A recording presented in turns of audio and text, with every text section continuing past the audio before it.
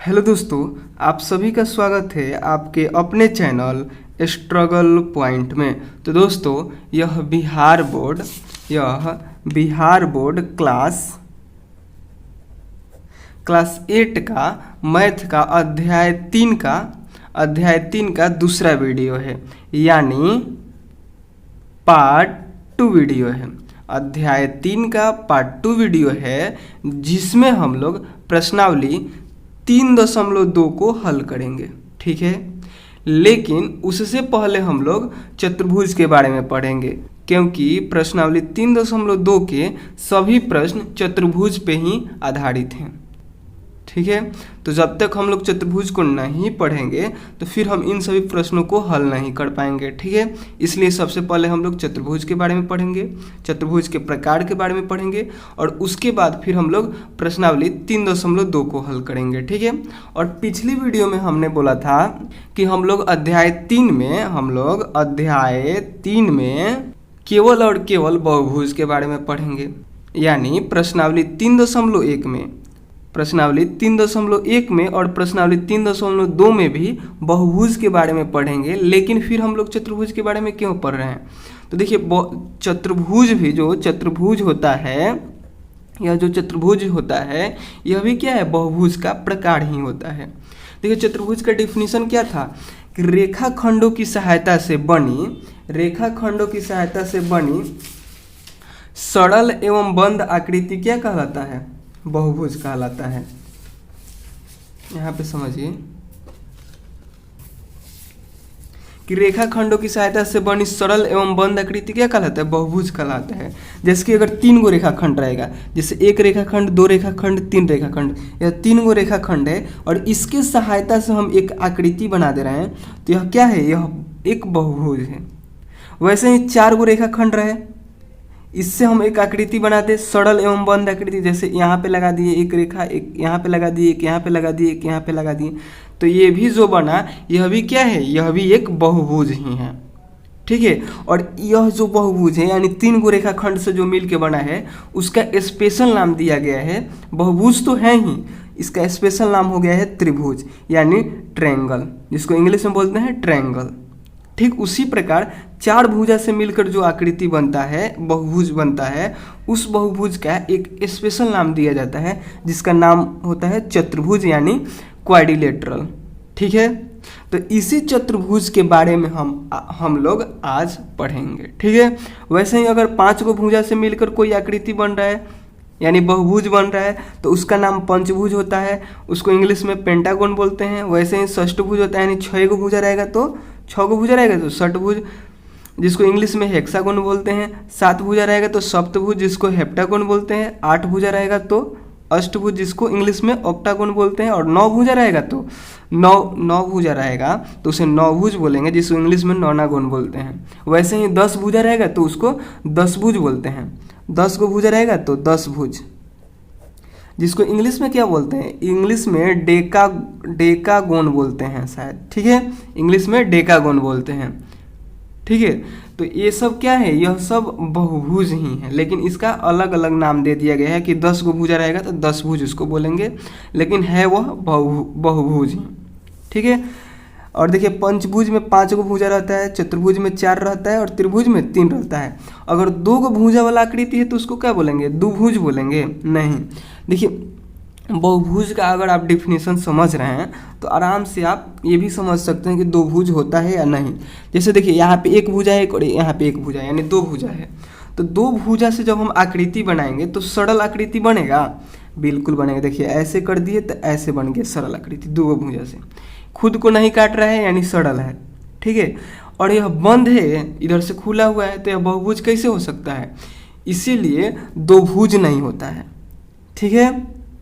बहुभुज होने के लिए चारों तरफ से बंद होना चाहिए और खुद को कहीं नहीं काटना चाहिए। जैसे यह आकृति है, यह चारों तरफ से बंद है, तो ये क्या हुआ? यह एक बहुभुज हुआ जिसका नाम त्रिभुज है। और यह 2 गो भुजा से मिलकर बना है तो यह बहुभुज नहीं हुआ। यानी सबसे कम भुजा वाला बहुभुज कौन होता है? तो वह त्रिभुज ही होता है। त्रिभुज से कम भुजा किसी बहुभुज में नहीं होता है। अगर देखिए, यहाँ पे 3 गो भुजा है ना, 2 गो भुजा से कोई भी आकृति बनाइए वो बहुभुज होगा ही नहीं, ठीक है। तो इसलिए सबसे कम भुजा वाला बहुभुज होता है तो वह त्रिभुज ही होता है। ठीक है, तो आज हम लोग पढ़ेंगे चतुर्भुज के बारे में। यहाँ पे देखिए आज हम लोग क्या क्या पढ़ने वाले हैं। आज हम लोग चतुर्भुज के बारे में पढ़ेंगे, फिर चतुर्भुज के प्रकार में समलंब, पतंग, समांतर चतुर्भुज, समचतुर्भुज, आयत, वर्ग, ये सब पढ़ने के बाद प्रश्नावली 3.2 को पढ़ेंगे, जो कि यहाँ पे है। इस प्रश्नावली को पढ़ेंगे। ठीक है, तो चलिए बिना लेट किए वीडियो को शुरू करते हैं और सबसे पहले हम लोग चतुर्भुज को पढ़ते हैं। ठीक है, वैसे भी आप लोग को पता होगा कि 4 भुजाओं से घिरी बंद आकृति चतुर्भुज कहलाती है। ठीक है, जिसमें 4 भुजा रहे, यही ना, 4 भुजा रहते हैं, क्या हो गया, यह एक चतुर्भुज हो गया। इसी के अलग अलग प्रकार के बारे में पढ़ेंगे कि अगर ऐसा कोई चतुर्भुज है तो इसका नाम हम लोग क्या रखेंगे, और ऐसा है तो इसका नाम क्या रखेंगे, अगर ऐसा है तो इसका नाम क्या रखेंगे। ठीक है, ये सब चतुर्भुज ही हैं लेकिन अलग अलग प्रकार के हैं, तो इन्हीं सभी के बारे में आज हम लोग को पढ़ना है। ठीक है, तो देखिए चतुर्भुज जिसको इंग्लिश में क्वाड्रिलेटरल बोलते हैं।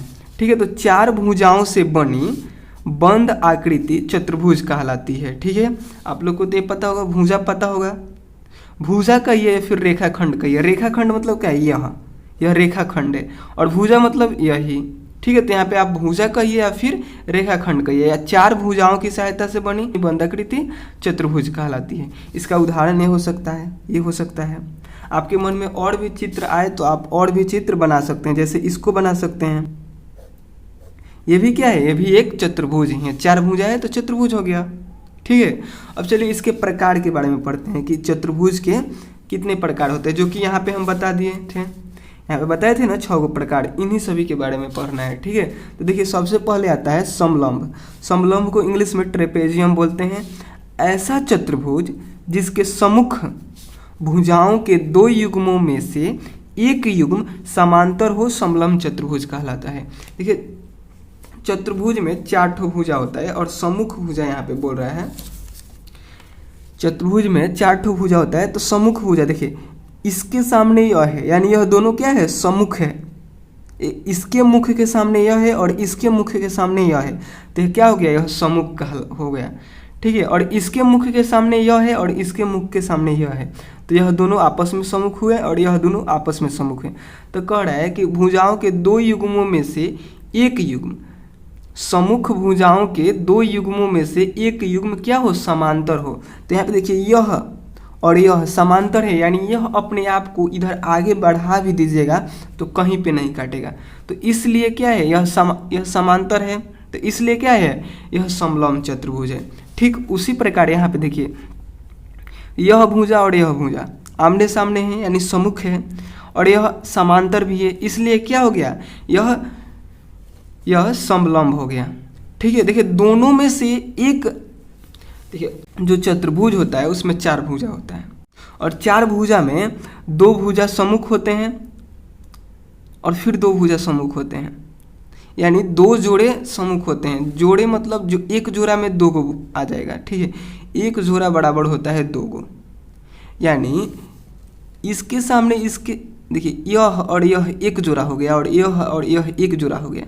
तो कह रहा है कि युग्म मतलब ही जोड़ा होता है, कि एक युग्म में समांतर होना चाहिए। यह जोड़ा और यह जोड़ा समांतर है, तो यह हो गया समलंब चतुर्भुज। ठीक है, इसको बनाते कैसे हैं, यहाँ पे भी अगर आप ध्यान दीजिएगा कि अगर 2 गो समांतर रेखा है, 2 गो समांतर रेखा है, उसको कोई भी तिर्यक रेखा ऐसे काट दे, ऐसे काट दे, तो यह एक समलंब चतुर्भुज ही बनता है, ट्रेपेजियम ही बनता है। इस पे आपके इस पे प्रश्नावली 3.2 के पहला ही प्रश्न आधारित है। ठीक है, तो इसलिए इसको अच्छे तरीके से समझिए कि 2 समांतर रेखा को कोई भी तिर्यक रेखा काटती है, तो जो ये बंद क्षेत्रफल का निर्माण होता है, यह जो बंद क्षेत्रफल का निर्माण होता है, देखिए यहाँ पे हम मिटा दे रहे हैं जो एक्स्ट्रा है, इसी को हम लोग क्या कहते हैं, ट्रेपेजियम या समलंब कहते हैं।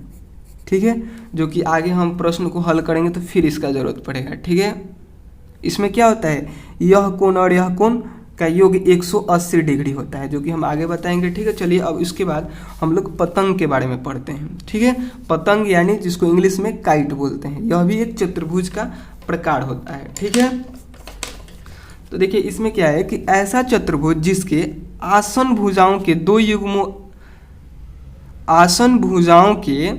युग्म ऐसे हो जिनकी लंबाई समान हो, पतंग कहलाता है। देखिए आसन भुजा के मतलब आप समझते हैं, पिछले वीडियो में भी हम बताए थे शायद। आसन भुजा का मतलब होता है कि ठीक बगल वाला भुजा। जैसे यह भुजा है तो इसके बगल में कौन कौन भुजा हो सकता है? यह है, इसके बगल में यह भुजा है? बिल्कुल भी नहीं है। देखिए इस भुजा के बगल में या तो यह है या फिर यह है।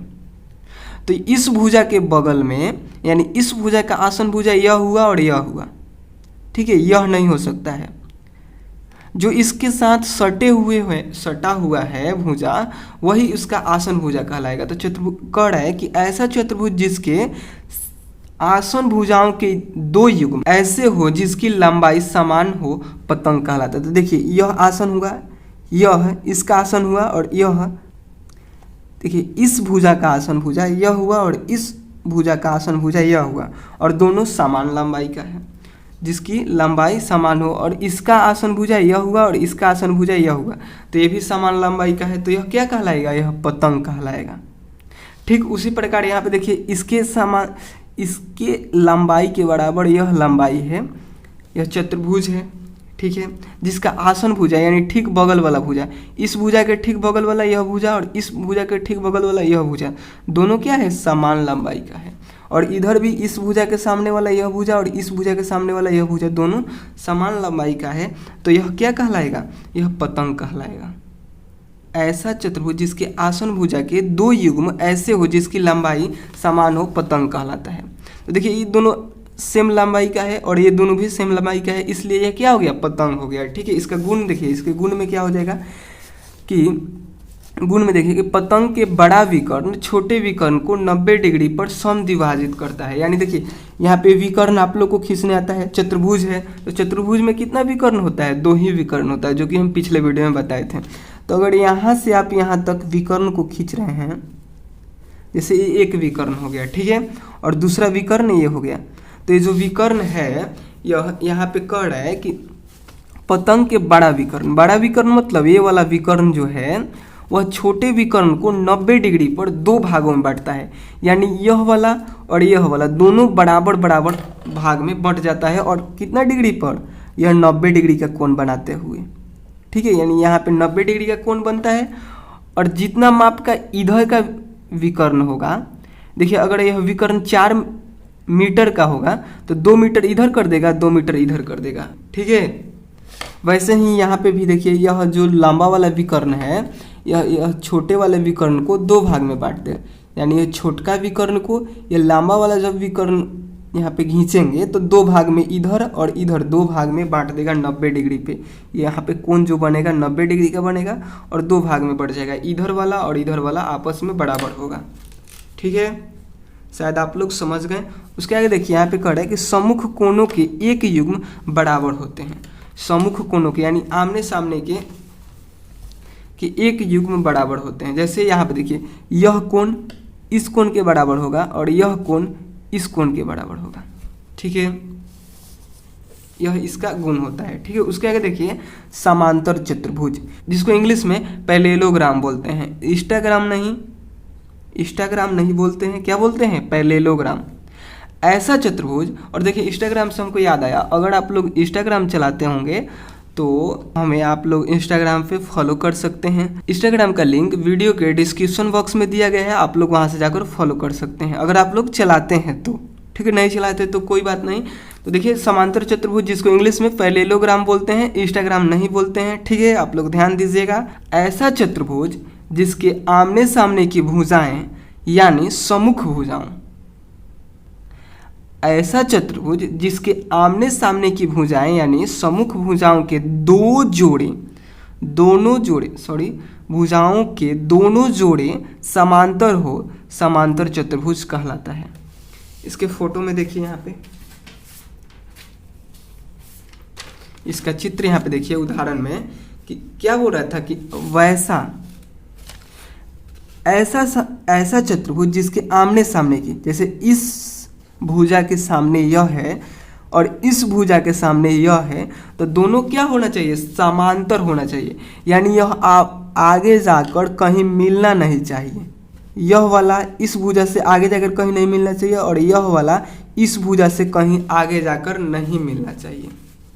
ठीक है, तो यह क्या कहलाएगा, यह समांतर चतुर्भुज कहलाएगा। ठीक है, वैसे ही यहाँ पे देखिए यह भुजा इस भुजा के समांतर है और यह वाला भुजा इस भुजा के समांतर है, इसलिए क्या हो गया, यह भी एक समांतर चतुर्भुज हो गया। ठीक है,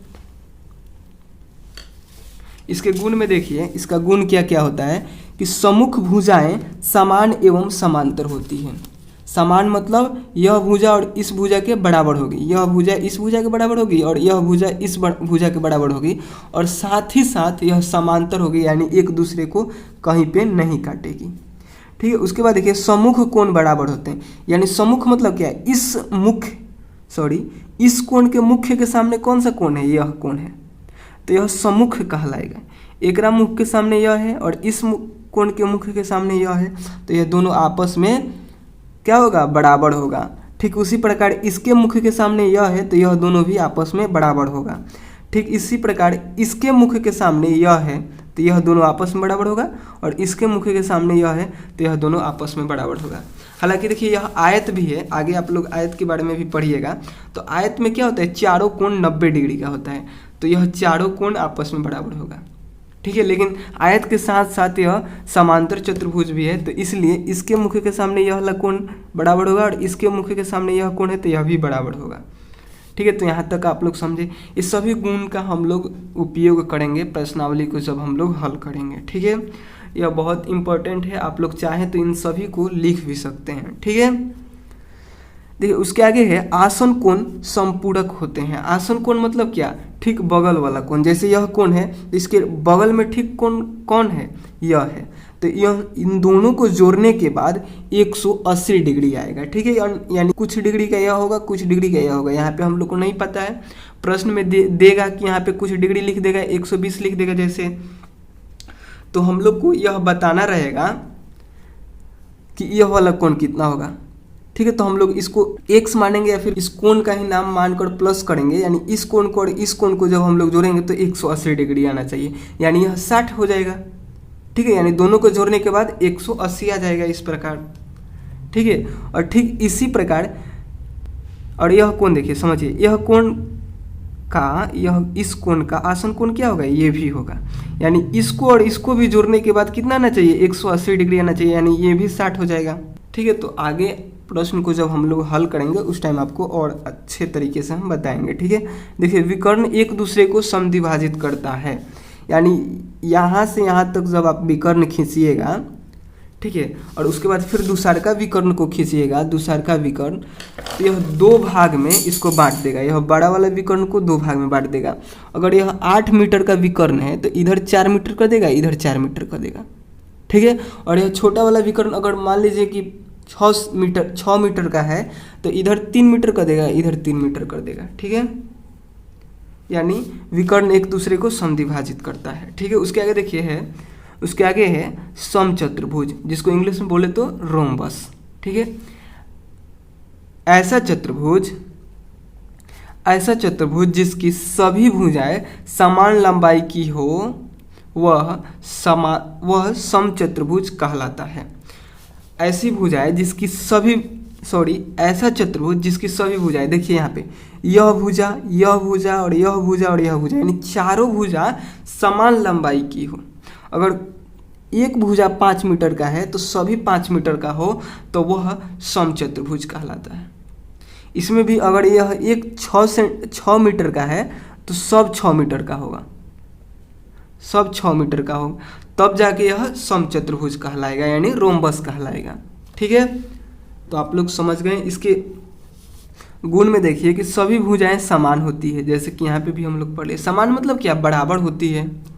ठीक है, उसके आगे देखिए सम्मुख भुजाएं समांतर होती है। सम्मुख भुजाएं समांतर होती है, यानी आमने सामने की भुजा है वह कभी भी अपने आप को नहीं काटेगी, यानी ये एकदम सीधा होती है, ट्रेन की पटरी की तरह। ट्रेन का पटरी भी अगर घूमता है तो वह बराबर दूरी पे ही घूमता है। यहाँ पे जितना दूरी रहेगा वही दूरी यहाँ पे भी रहेगा। यानी कि यहाँ पे इतना दूर है और आगे जाके एकदम सट जाए, तो वैसे ट्रेन पटरी से वहीं उतर जाएगी। ठीक है, तो ट्रेन का पटरी भी जो होता है वह समांतर ही होता है। ठीक है, वैसे ही यह भी है। ठीक है, कि यह इसका आमने सामने की भुजाएं एकदम समांतर होती है, अपने आप को कहीं नहीं काटती है। ठीक है, उसका देखिए सम्मुख भुजाएं समांतर होती है। सम्मुख भुजाएं समांतर होती है तो बता दिए, सभी भुजाएं समान होती है भी बता दिए। सम्मुख कोण बराबर होते हैं। सम्मुख कोण मतलब क्या, आमने सामने का, यानी यह कोण इस कोण के बराबर होगा और यह कोण इस कोण के बराबर होगा। ठीक है, और यह एक वर्ग भी है। ठीक है, जिसका चारों भुजा बराबर हो और सभी कोण 90 डिग्री का हो तो वह वर्ग कहलाता है। इसमें भी यह जो कोण है वह 90 डिग्री का ही है। ठीक है, और इसके भी मुख के सामने यह कोण है तो दोनों आपस में बराबर होगा, इसके भी मुख के सामने यह कोण है तो आपस में बराबर होगा। ठीक है, उसके आगे देखिए आसन कोण संपूरक होते हैं, यानी इस और इस कोण को जोड़िएगा तो 180 डिग्री होगा, या फिर इस कोण को इस कोण को जोड़िएगा तो 180 डिग्री होगा। आसन कोण का मतलब क्या होता है कि ठीक बगल वाला कोण। ठीक है, यानी इस कोण को और इस कोण को जोड़िएगा तो संपूरक मतलब क्या, संपूरक मतलब होता है 180 डिग्री, यानी इस कोण को और इस कोण को जोड़िएगा तो 180 डिग्री आएगा, या फिर इस कोण को और इस कोण को जोड़िएगा तो 180 डिग्री आएगा। ठीक बगल का कोण को जोड़ना है, दो को, और इसके बगल में भी यह कोण है तो इन दोनों को भी जोड़ सकते हैं, 180 डिग्री ही आएगा। ठीक है, उसके आगे देखिए विकर्ण एक दूसरे को समकोण पर समद्विभाजित करते हैं। ठीक है, इसके जो विकर्ण आप लोग खींचिएगा, यानी यह विकर्ण और यह विकर्ण एक दूसरे को 90 डिग्री पे समद्विभाजित करता है। ठीक है, ये भी समझ गए आप लोग, मतलब दोनों को बराबर बराबर भागों में बांटता है। जिधर इतना जिधर होगा उतना ही इधर होगा, इतना इधर होगा जितना ही इधर होगा। ठीक है, शायद आप लोग समझ गए। उसके आगे देखिए आयत। आयत जिसको इंग्लिश में रेक्टेंगल बोलते हैं। ठीक है, ऐसा चतुर्भुज जिसकी सम्मुख भुजाएं बराबर हो। सम्मुख मतलब क्या, आमने सामने की, इसके मुख के सामने की, इस भुजा के मुख के सामने यह भुजा, दोनों क्या होनी चाहिए, समांतर होना चाहिए। समांतर भी होना चाहिए और क्या बोलते हैं, बराबर भी होना चाहिए। कड़ है कि ऐसा चतुर्भुज जिसकी सम्मुख भुजाएं बराबर हो तथा प्रत्येक अंतःकोण समकोण हो।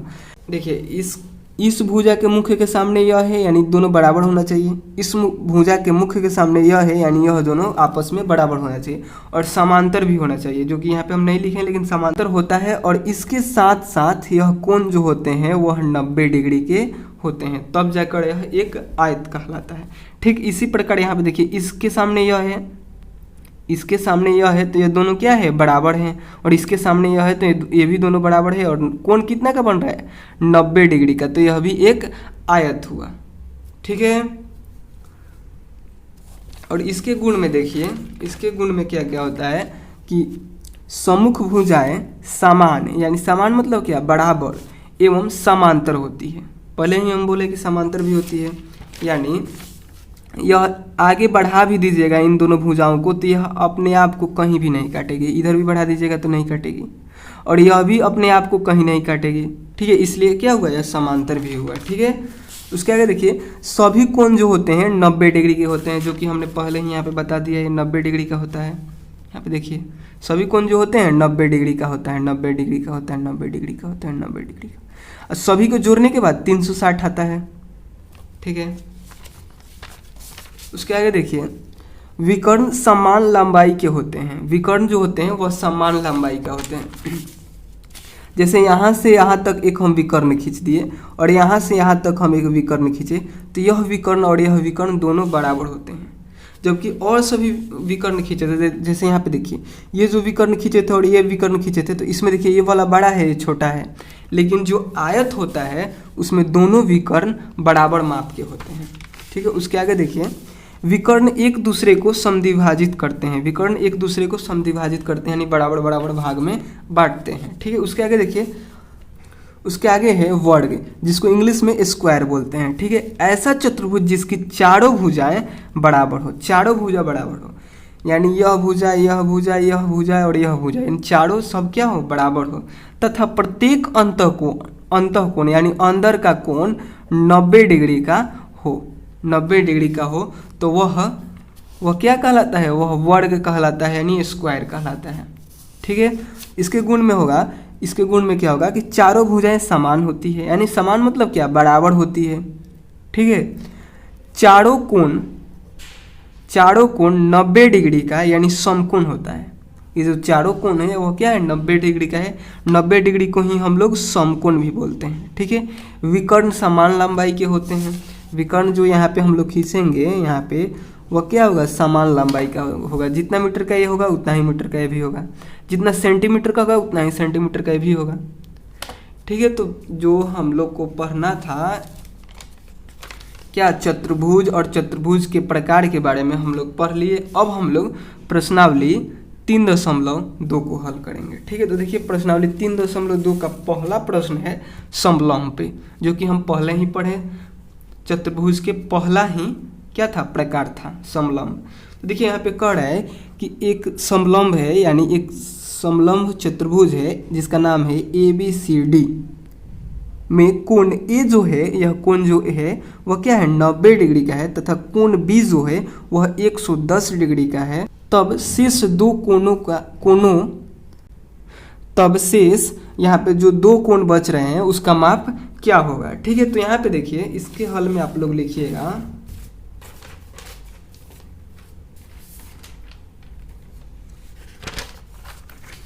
इसके हल में आप लोग लिखिएगा। देखिए क्या क्या दिया हुआ है यहाँ पे प्रश्न, आप लोग पहले प्रश्न लिखिएगा, फिर फोटो बना लीजिएगा, उसके बाद हल में लिखिएगा।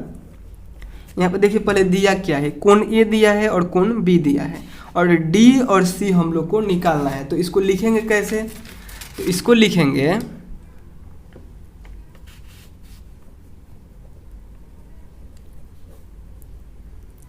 दिया है कोण ए बराबर 100 डिग्री यानी 100 डिग्री, तथा जो कोण बी है वह कितना है, 110 डिग्री। ठीक है, तो हम लोग को ज्ञात क्या करना है, ज्ञात करना है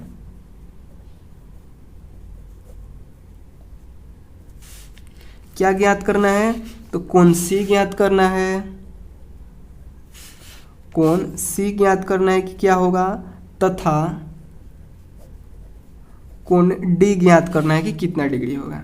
ठीक है, तो देखिए हम लोग जानते हैं कि जब 2 समांतर रेखा को यहाँ पे लिखेंगे, उसके बाद फिर हम समझाते हैं। इसके बाद आप लोग को लिखना है कि हम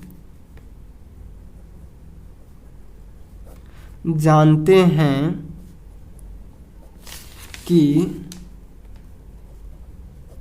जब 2 समांतर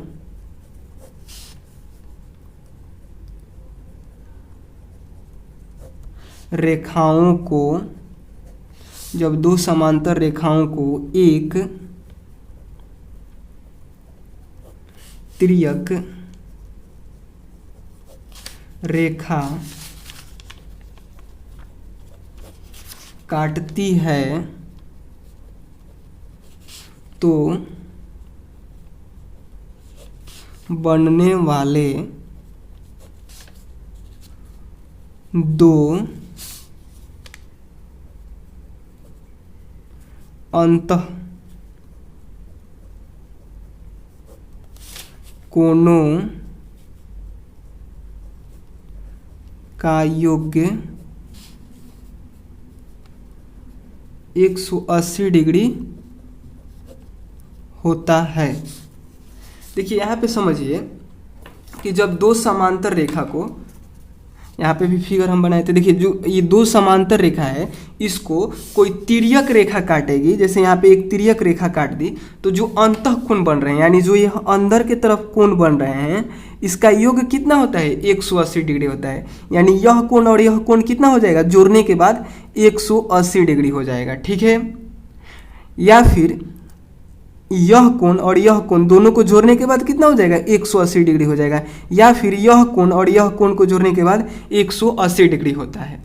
यह होता है, फिर आप लोग सवाल मत कीजिए क्यों होता है, आप रीजन आगे की कक्षाओं में यानी 9th क्लास में आप लोग को पढ़ना है। ठीक है, तो यानी हम लोग को देखिए यहाँ पे मतलब किससे है कि यह कोण और इस कोण से। देखिए ये जो आकृति बना हुआ है यहाँ पे ध्यान दीजिए, यही वाला सेम आकृति हम यहाँ पे बना रहे हैं कि यह जो 2 समांतर रेखा है इसको एक तिर्यक रेखा इधर काट रही है, एक तिर्यक रेखा इधर काट रही है। ठीक है। और यह वाला जो कोण है यानी ये जो कोण है वह 100 डिग्री का है, ठीक है। और यह वाला कोण जो है 110 डिग्री का है, बी वाला। तो हम लोग को चाहिए क्या कि यह वाला कोण चाहिए ना। तो इन दोनों का कोण कितना, इन दोनों का योग कितना होता है, अगर एक तिर्यक रेखा काटती है तो 180 डिग्री होता है। तो यहाँ पे हम लोग लिखेंगे तो कोण ए प्लस यह कौन सा कोण है, कोण डी है। कोण डी कितना होना चाहिए, 180 डिग्री होना चाहिए।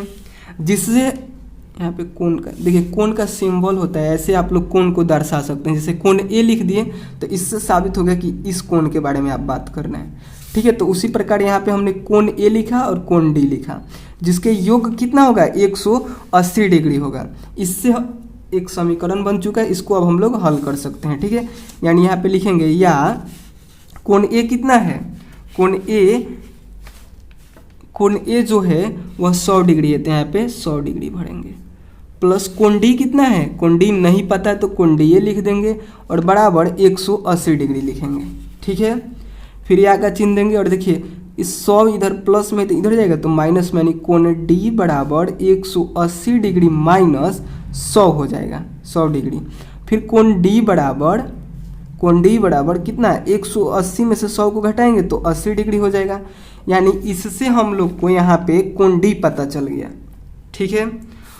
और देखिए उसके बाद हम इधर बता रहे थे कि इन दोनों का योग 180 डिग्री होता है, इस कोण का और इस कोण का योग 180 डिग्री होता है। और फिर तिर्यक रेखा में एक बात और है कि इधर का और इधर का तो 180 डिग्री होता ही है, और इधर का और इधर का भी 180 डिग्री होता है, ठीक है।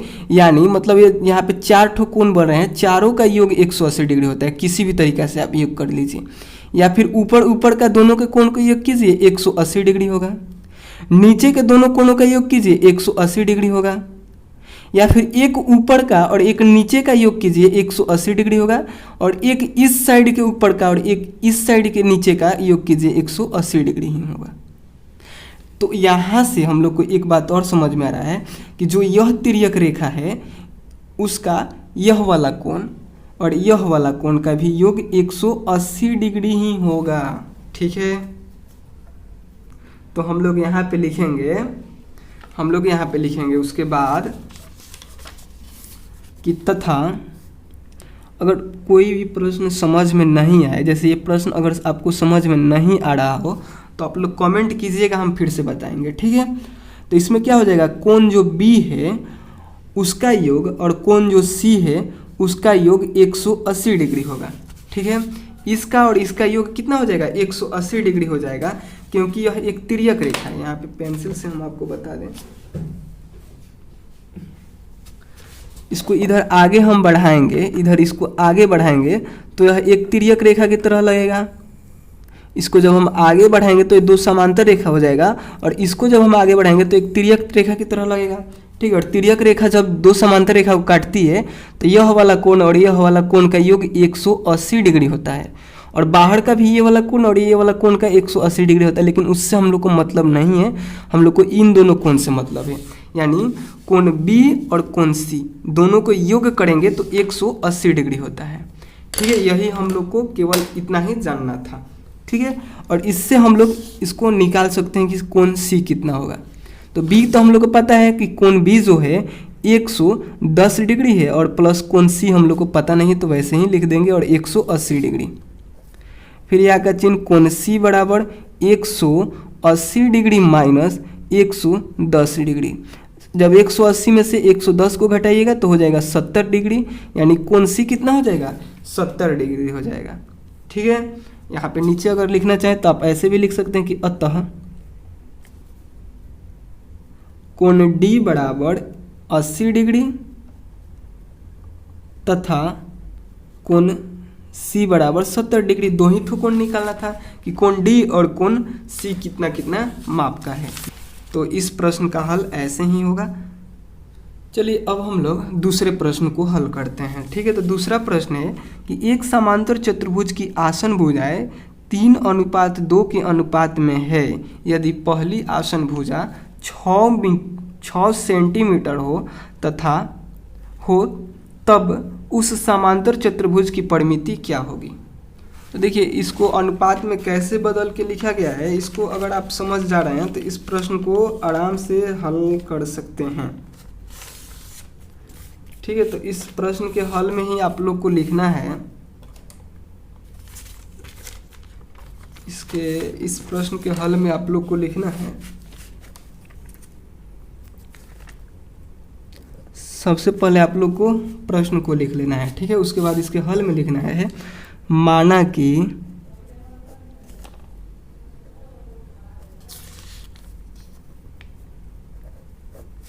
पहली आसन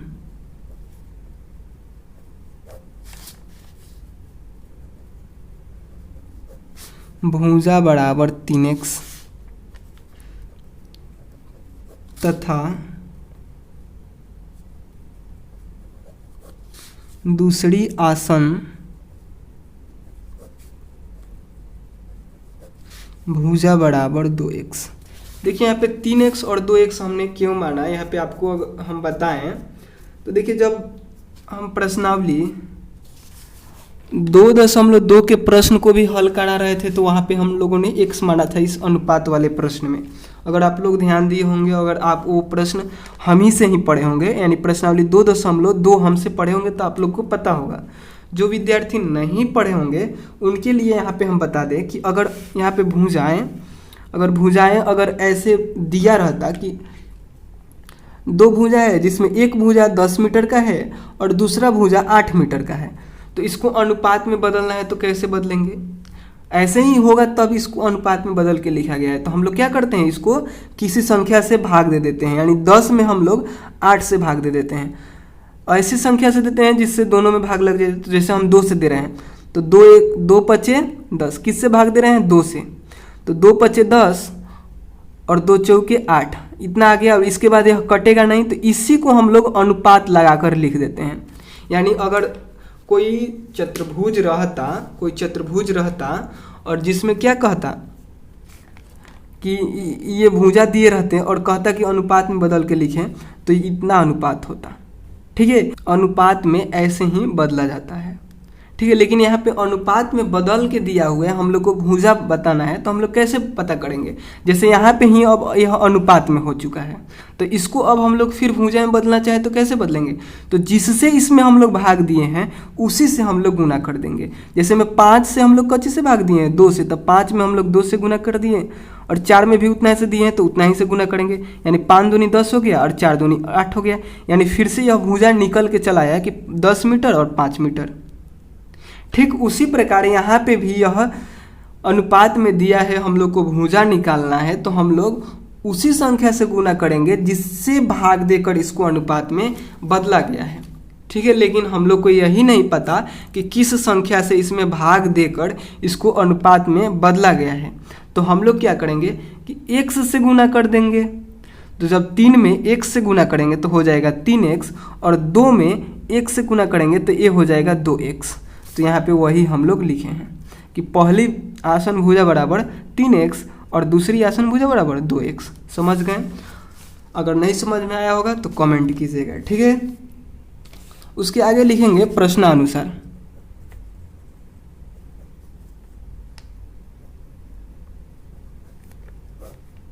इसी प्रकार से ही आप लोग को भी हल करना है। ठीक है, और प्रश्न में देखेंगे तो प्रश्न में कह रहा है कि पहली आसन भुजा कितना है, 6 सेंटीमीटर का है। पहली आसन भुजा जो है, पहली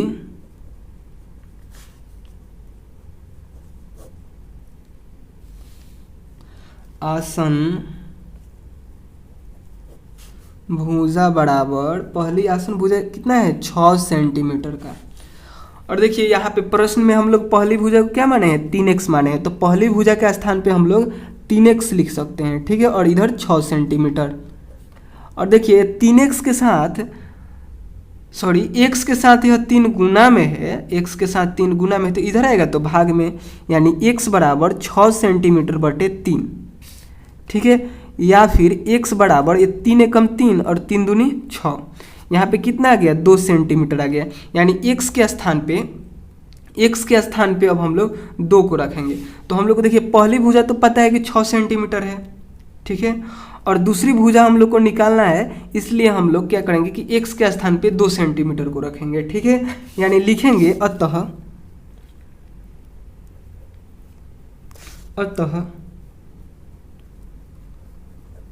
दूसरी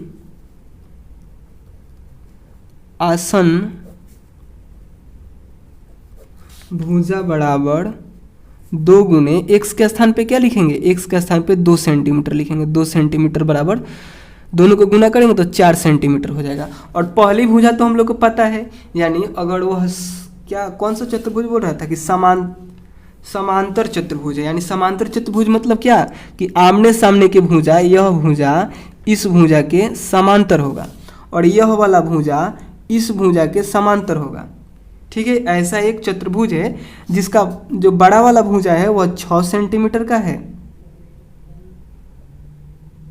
और छोटा वाला भुजा है वह 4 सेंटीमीटर का है, ठीक है। तो हम लोग को क्या निकालना था कि उस चतुर्भुज की परिमिति निकालिए। तो हम लोग को देखिए परिमिति का सूत्र होता है, समांतर चतुर्भुज का परिमिति का सूत्र क्या होता है कि 2 इंटू लंबाई प्लस चौड़ाई, यानी लंबाई हम लोग को मिल गया और चौड़ाई हम लोग को मिल गया, तो हम लोग आराम से क्या निकाल सकते हैं, परिमिति निकाल सकते हैं। तो अब हम लोग लिखेंगे समांतर चतुर्भुज का, यहाँ पे लिख सकते हैं अगर लिखना चाहें आप अब, या फिर इसे छोड़ भी सकते हैं। अब लिखने के बाद लिख सकते हैं कि समांतर चतुर्भुज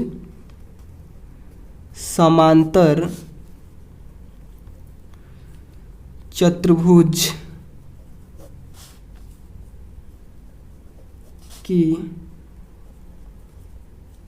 परिमिति बराबर क्या होता है 2 इंटू यानी 2 गुने लंबाई प्लस चौड़ाई। और पहले क्या था, हमको ना लंबाई पता था ना चौड़ाई पता था, केवल एक भुजा पता था, यानी केवल लंबाई पता था कि 6 सेंटीमीटर का है, ठीक है, लेकिन चौड़ाई हमको नहीं पता था, उसका अनुपात दिया था। तो अनुपात से सबसे पहले हम लोगों ने भुजा में बदला कि 6 सेंटीमीटर और 4 सेंटीमीटर। उसके बाद यह हम लोग को पता चल चुका कि लंबाई 6 सेंटीमीटर है और चौड़ाई 4 सेंटीमीटर है। तो हम लोगों ने यह सूत्र लगाया और सूत्र पर इसको रखें, और रखने के बाद क्या हुआ, हमको इसका परिमाप निकल गया, यानी परिमिति निकल गया, ठीक है। यानी देखिए 6 सेंटीमीटर लंबाई जो है 6 सेंटीमीटर, तो लिखेंगे 6 सेंटीमीटर प्लस चौड़ाई 4 सेंटीमीटर, दोनों को जोड़ेंगे तो हो जाएगा 2 गुने, यहाँ पे इंटू का मतलब गुना होता है, ब्रैकेट का मतलब गुना होता है, तो ब्रैकेट से बाहर निकलेगा तो गुना का चिन्ह लग जाएगा, यानी 6 4 10 सेंटीमीटर और गुना में 2 और 10 दूनी 20 सेंटीमीटर।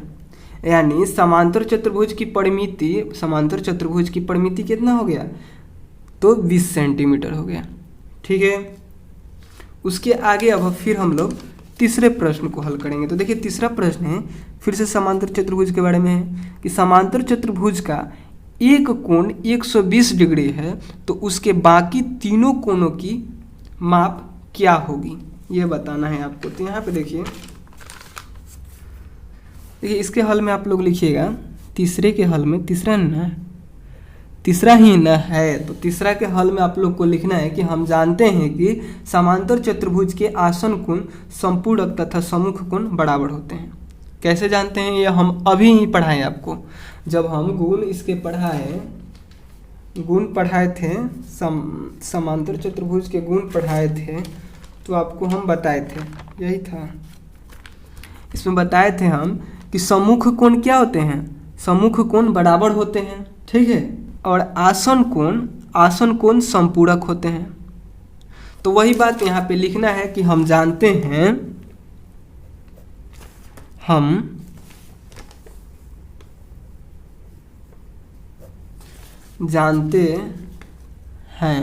पहले यहाँ पे एक ठो आप लोग समांतर चतुर्भुज भी बना लीजिएगा, ठीक है, जिससे आपको ध्यान रहे, लिख रहे हैं वह समझने में आप लोग को आसानी हो। समांतर चतुर्भुज बना लीजिएगा। समांतर चतुर्भुज में क्या होता है कि आमने सामने की भुजाएं समांतर होती है, ठीक है, आमने सामने की भुजाएं समांतर होती है।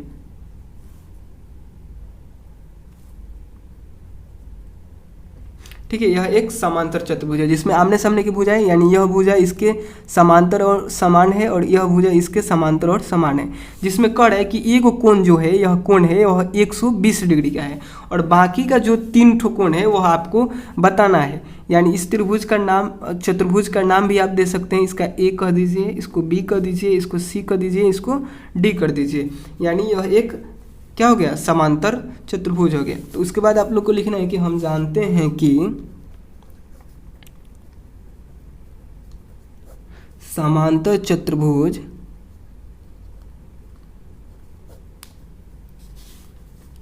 के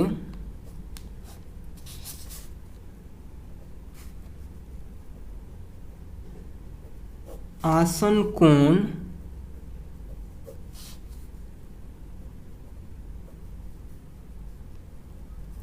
कोण संपूरक होते हैं। आसन मतलब क्या, ठीक बगल वाला, यानी यह कोण और यह कोण क्या होगा, संपूरक, यानी 180 डिग्री का होगा।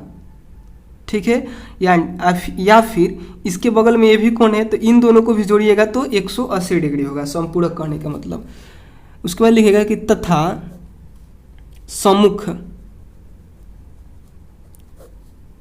कोण, सम्मुख कोण कहने का मतलब क्या, कि इस कोण के मुख के सामने कौन सा कोण है, एकदम ठीक सामने ये वाला कोण है या फिर ये वाला कोण है, तो दोनों में से कोई नहीं है, इसके ठीक सामने ये सी कोण है, तो यह कोण क्या होगा, इस कोण के बराबर होगा।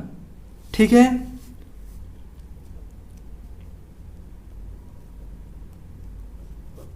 बराबर होते हैं, बराबर होते हैं तो कोण ए प्लस कोण डी बराबर होगा 180 डिग्री।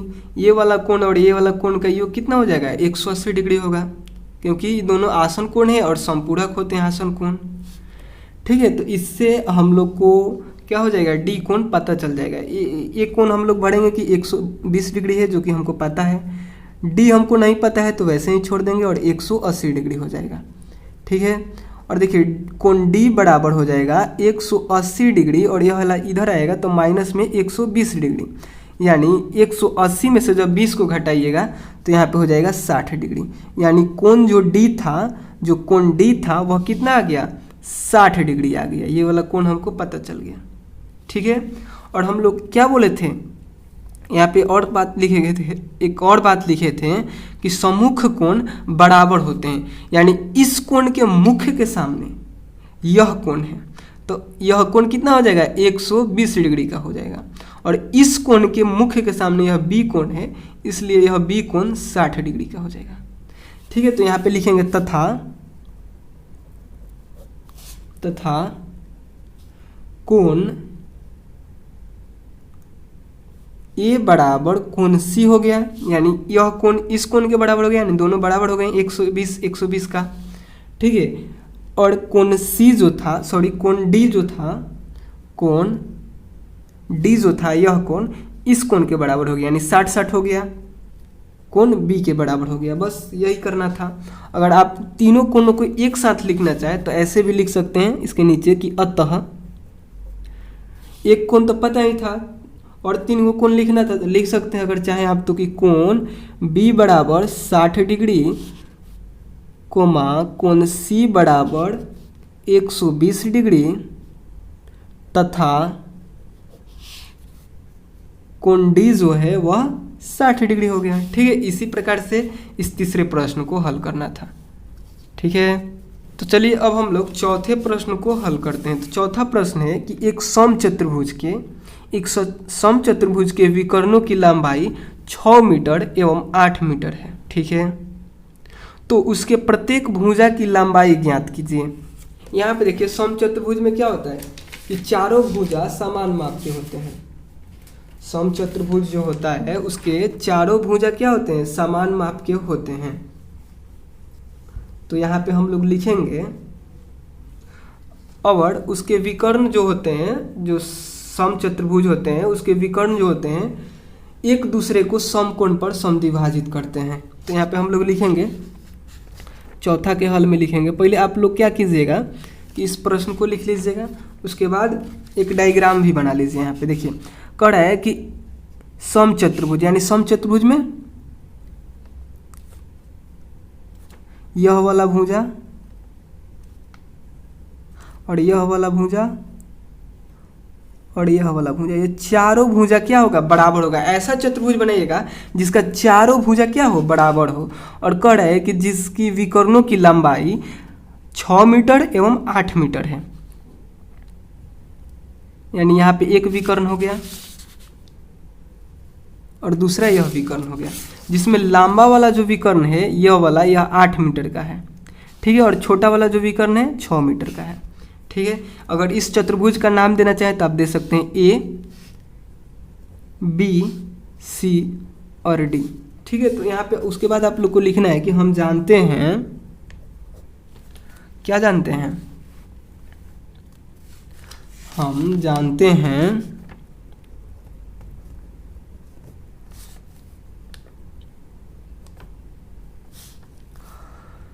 हम जानते हैं कि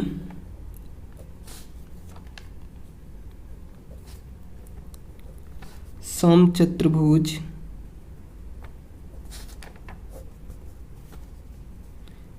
के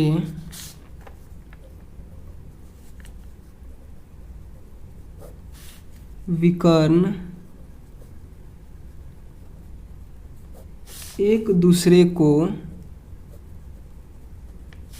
समकोण पर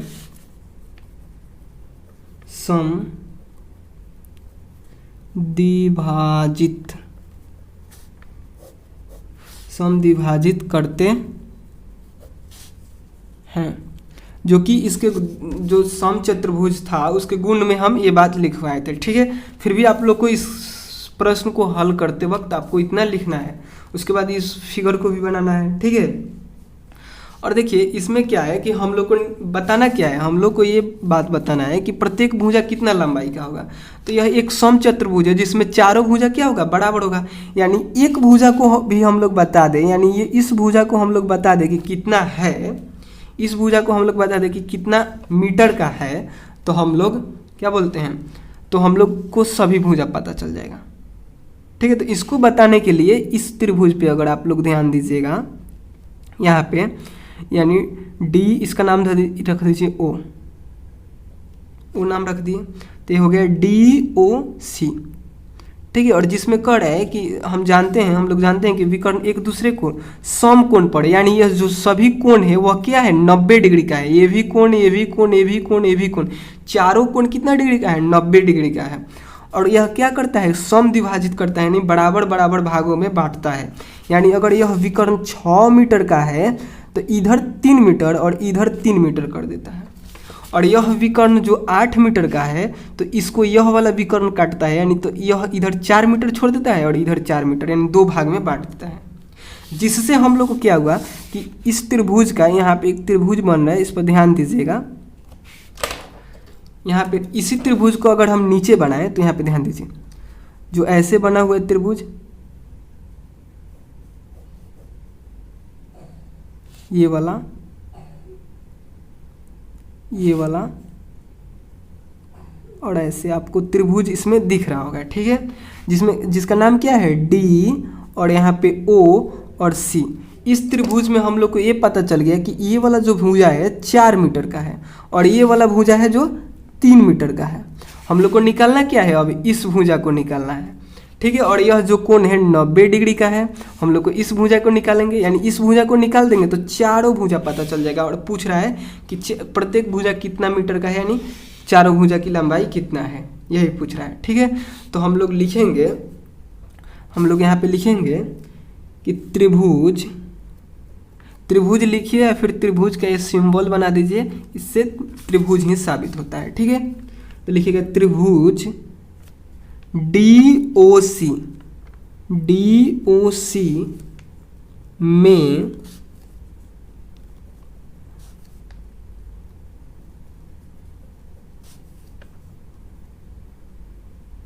पाइथागोरस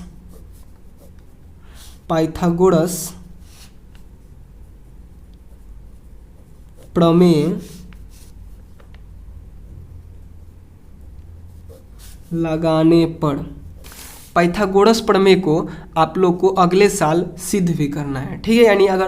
यानी अगले साल मतलब यानी 9th क्लास में आप लोग को इसके बारे में पढ़ना है, पाइथागोरस प्रमेय के बारे में, ठीक है। लेकिन यहाँ पे बिना पाइथागोरस प्रमेय के आप लोग इसको भी हल नहीं कर पाएंगे, इसलिए थोड़ा बहुत हम बता दे रहे हैं कि जो पाइथागोरस प्रमेय होता है उसमें क्या होता है कि जो कर्ण होता है वह लंबाई के स्क्वायर प्लस आधार के स्क्वायर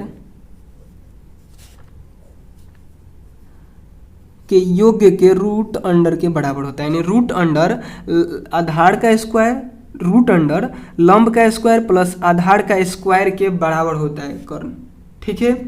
यानी इसमें कर्ण कौन होगा, कर्ण इसको बोलेंगे, देखिए 90 डिग्री है, यहाँ पे ध्यान दीजिए, यह 90 डिग्री है, 90 डिग्री के ठीक सामने वाला कर्ण को कर्ण बोला जाता है, ठीक है।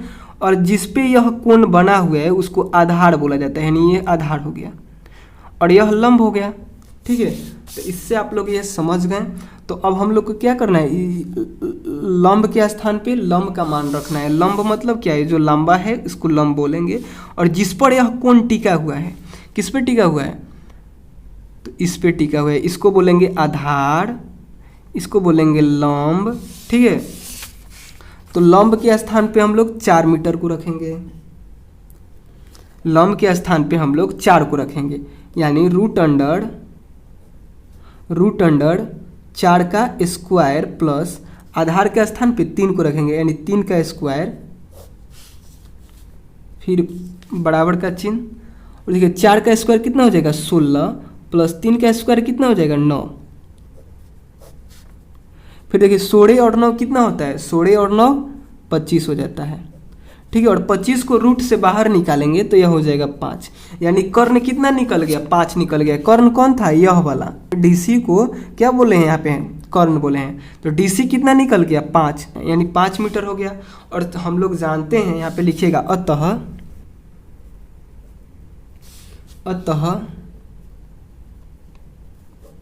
प्रत्येक भुजा यहाँ पे ये आप लोग को नहीं लिखना है, यहाँ पे लिखना है अतः हम जानते हैं, इसको काट दीजिएगा, लिखिएगा अतः हम जानते हैं, या फिर ऐसे भी लिख सकते हैं कि अतः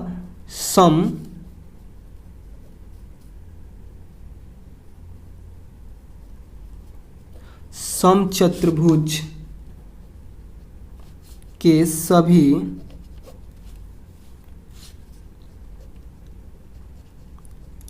सभी भुजाएं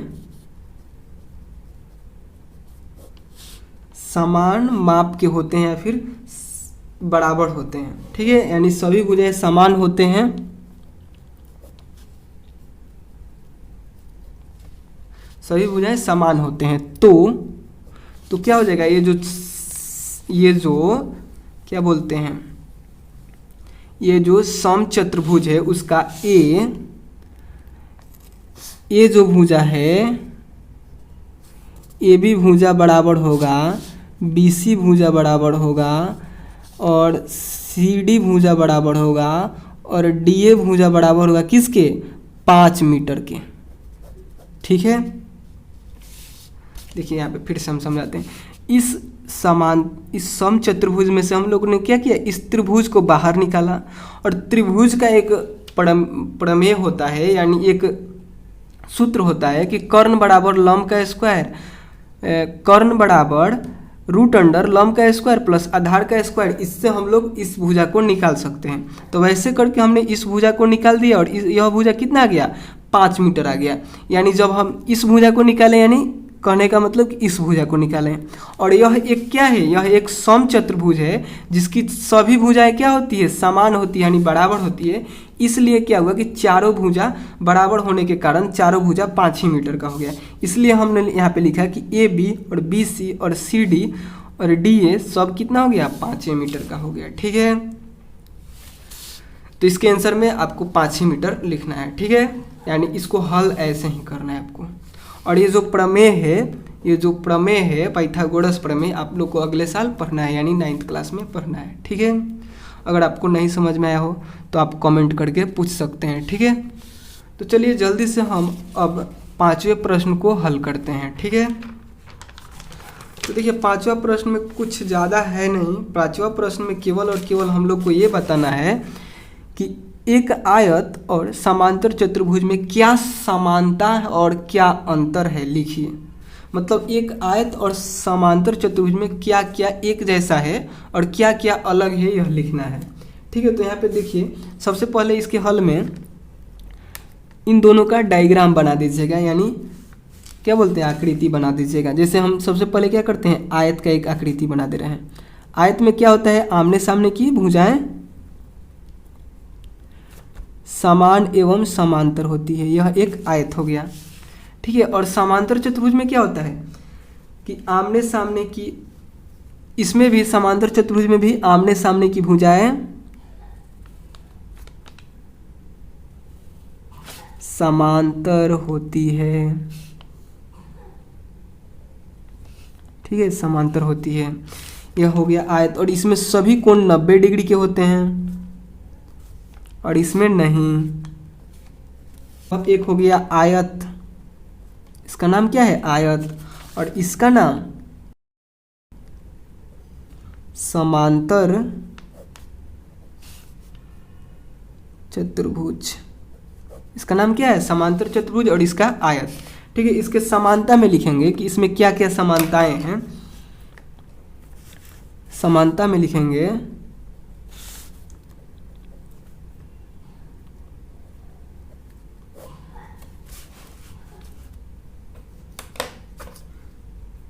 तो पहला समानता है कि सम्मुख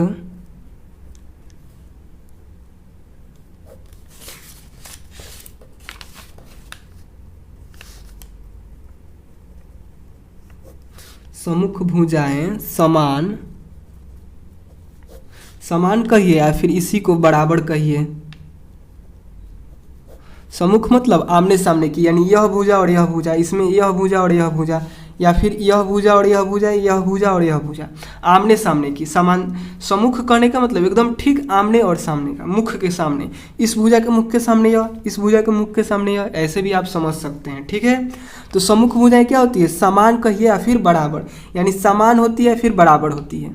समान बराबर एक ही मतलब होता है, दोनों का मतलब एक ही होता है, यानी आमने सामने की भुजाएं बराबर होती है, सम्मुख भुजाएं बराबर होती है, एवं क्या होता है, समांतर होता है, यानी एक दूसरे को वह कहीं पर भी नहीं काटता। यह दोनों चतुर्भुज में होता है। ठीक है, यानी आयत में भी और समांतर चतुर्भुज में भी। और दूसरा समानता क्या है कि सम्मुख कोण क्या होते हैं, बराबर होते हैं। सम्मुख कोण कहने का मतलब कि ठीक सामने सामने का कोण, सम्मुख कोण बराबर होते हैं, यानी इसके मुख के सामने, यह सम्मुख मतलब क्या, ठीक आमने सामने, मुख के सामने। जैसे आप यहाँ पे बैठे हैं और आपके दोस्त आपके आगे बैठा है, तो वह क्या हो जाएगा, आपका दोस्त आपके मुख के सामने बैठा है, यानी आपके सम्मुख बैठा हुआ है। ठीक है, शायद आप समझ गए। मुख सम्मुख मतलब क्या होता है, ठीक मुख के सामने, एकदम ठीक सामने आगे आपके। ठीक है, अब देखिए आसन कोण समपूरक होते हैं, दोनों चतुर्भुज में क्या होते हैं, आसन कोण समपूरक होते हैं। आसन कोण समपूरक होते हैं। फिर देखिए चौथा है समानता, चौथा है कि विकर्ण एक दूसरे को समद्विभाजित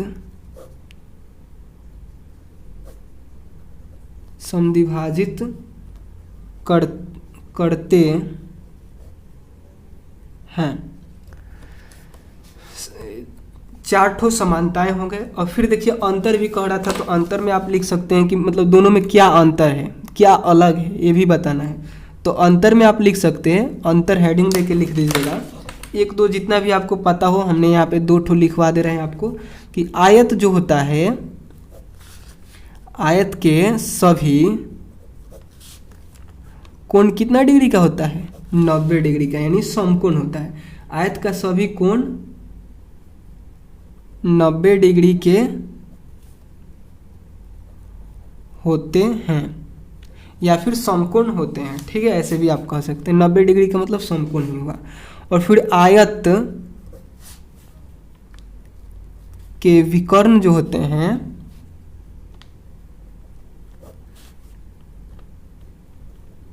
वो क्या होते हैं, बराबर लंबाई के होते हैं।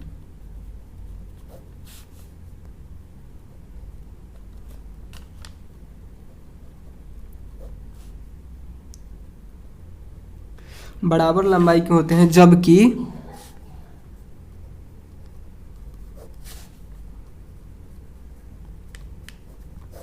समांतर